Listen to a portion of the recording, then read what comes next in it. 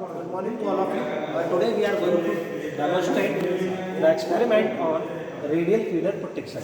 Okay, so in the theory classes you must have gone through what is radial feeder and what is the protective schemes for this radial feeder. Okay, but still we'll cover over here in order to give the brief idea the protective schemes of this radial feeder. Okay. Now here you can see this is our radial feeder. The power, this is the source which is feeding the power to bus A, bus B, bus C, and then the final power which come to this point. Okay, each bus having individual load, bus A having load, bus B having load, bus C also having load, and bus D is also having load. Okay, now you can also see each section between bus A and B is having one circuit breaker. Now why it is kept? So in the theory class you definitely have gone through. Suppose a fault is taking place at this point, what should happen? Only this circuit breaker should get operate. The reason is so that only the minimum faulty part will be the isolated and the maximum power can feed to the healthy sections. Okay, so suppose if this relay, if fault is taking place at this point, what should happen? This circuit breaker will get open and this part of this faulty part will be isolated from the healthy one. Similarly, if I am talking about fault at this point or in this section, only this circuit breaker should get operated, so that at least we can maintain the continuity up to this extent. Okay, now in order to achieve this operation of circuit breaker, whether I am talking about this circuit breaker or this circuit breaker, we are having three relays. So over here we are having three relays for each section. So you can see this is the overcurrent relay, electromagnetic overcurrent relays for section A, section B and section C. Okay. Now the purpose of this circuit, this relays are what? These relays will get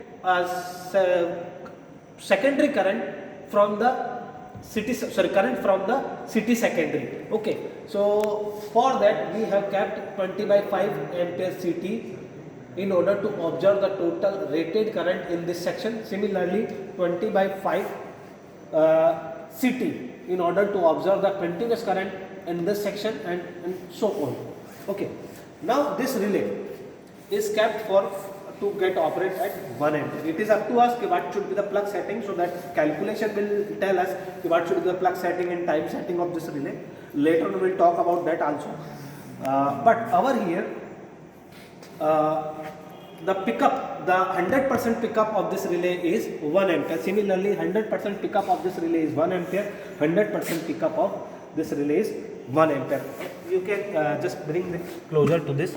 You can see, just let me open this and then I'll let you know.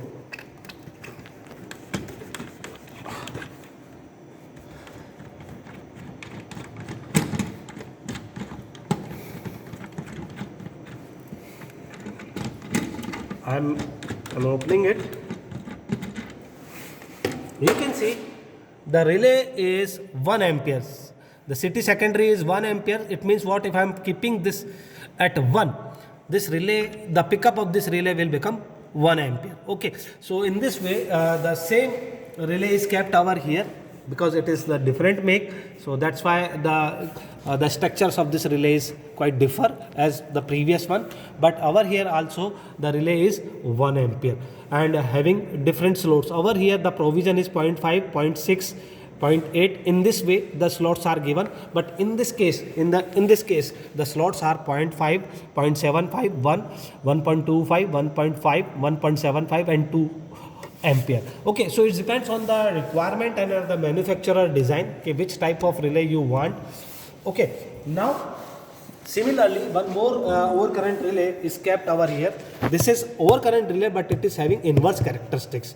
Okay, now in the same way the current ampere you can get 0.5, 0.6, 0.8 slots, okay, up to 2 ampere, but the relay is 1 ampere. Okay, Now this is the plug setting of the relays.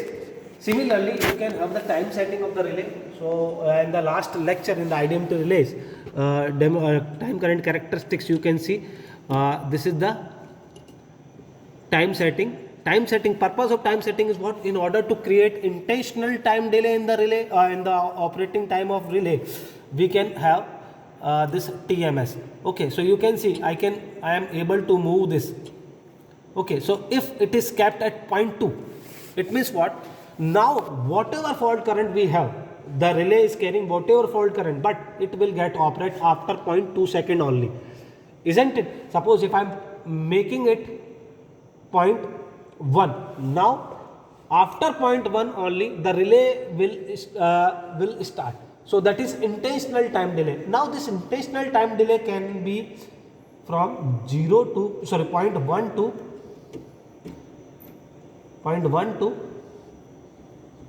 up to 1.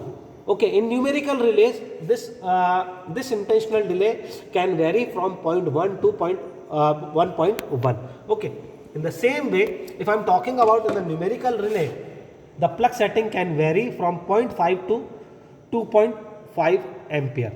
Okay, the reason we have already discussed in the classes why the 0.5 and 2.5 the plug setting is vary in numerical relays. Okay, so let us mind it again, take it again.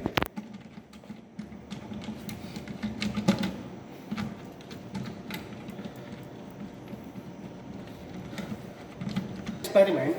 So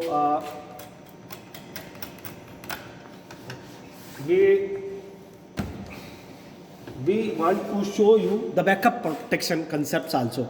So now suppose this relay is failed to operate. First I will tell you what should happen in this feeder when the fault is taking place. Okay. Now let's say the fault has been taken place at this point. This is the R3 resistance. At this point the fault has been taken place. In our case we will create the fault through this switch S3. Okay, you can see it is connected through rheostat. The reason, because we don't want to keep a dead short circuit, otherwise the huge amount of current will flow. So in order to protect that system, we are creating the fault through rheostat. Okay, now when the S3 is operated, okay, if I turn on this S3, what will happen? The fault will take place over here. Now the fault is in the section C. Now as per philosophy, what should happen?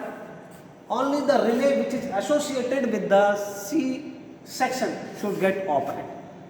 If the relay of this point, this section B is operating, that is not appreciated. Similarly, if this relay is getting operated, this skin cannot be appreciated. So what should happen? If fault is taking place at R3, only this relay should respond. Now in case, suppose this relay having some problem or the circuit breaker itself having some problem, so in that case fault will remain persist in the system. So how to get rid? Ultimately we will have to escape this fault, how to mitigate this fault. So what should happen in case of failure of this relay and this circuit breaker, or let's say failure of the CT also? CT may get saturated in many cases. Okay, so in this case what should happen? This relay should get operated. Okay. Now if again I am telling, if this relay failed to operate, then only this relay should get operated. Okay. Now you can't say, okay, let's check it. This relay is also get failed, then this relay should get operated. No, because we don't in the power system the backup of backup is not appreciated at all. The reason is because huge time will be taken in the system. Some local arrangement will be kept either over here or here in order to avoid this faulty condition or isolate this faulty section from the system. Okay, so to understand the backup concept, okay, now let's say we having all three relays are working properly. Now if fault has been taken place over here, okay, and I want to make it unoperational, so what I can do, suppose if fault is taking place at this point bus C. Okay, at bus C, if fault is taking place through this S2. Okay, and I want to make it unoperational. So what I can do, I can isolate this relay from the section. In this way, now the relay will not operate. And now for S2 fault, the relay RL1 will get operated. So this is the one, this is the concept to understand the backup protection. Otherwise, you will not able to understand how the relay will get operated. I have to make it fail. Okay. So again, I am putting it back.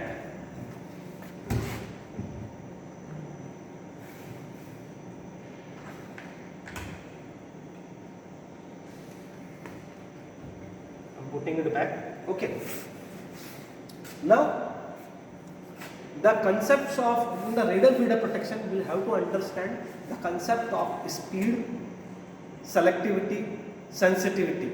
Okay. So in the theory classes, definitely you might have gone through what is the selectivity, sensitivity, discrimination. Every terms you are supposed to know. Otherwise, you will not able to understand this experiment.